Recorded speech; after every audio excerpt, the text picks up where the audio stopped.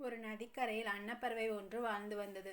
அது பார்ப்பதற்கு மிகவும் அழகாக இருக்கும். மற்ற பறவைகள் எல்லாம் அன்னப்பறவையை பார்த்து அதன் அழகை ரசிக்கும். அந்த அளவுக்கு அது அழகான பறவையாக இருந்தது.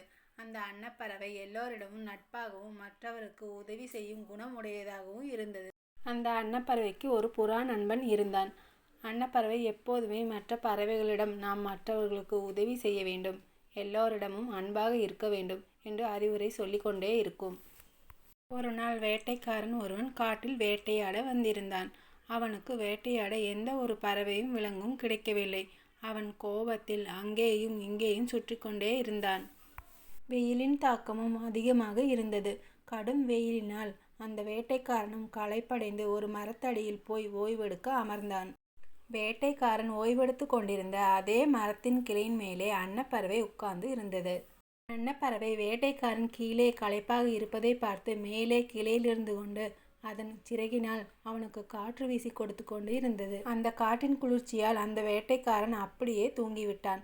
அப்போது புறா அங்கே வந்து அன்னப்பறவையிடம் கேட்டது, நண்பா, உனக்கு இவ்வளவு பெரிய மனசா? இந்த வேட்டைக்காரன் மற்ற பறவைகளை எல்லாம் வேட்டையாடுபவன், நமக்கு தீங்கிழிப்பவனுக்கு நீ உதவி செய்கிறாயே என்று கேட்டது.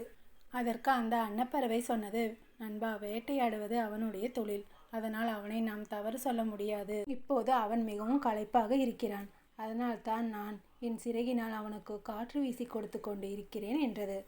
புறாவும் அப்படியா, சரி சரி என்று சிரித்து கொண்டே அந்த வேட்டைக்காரன் மூஞ்சியில் எச்சம் போட்டுவிட்டு அங்கிருந்து பறந்தது.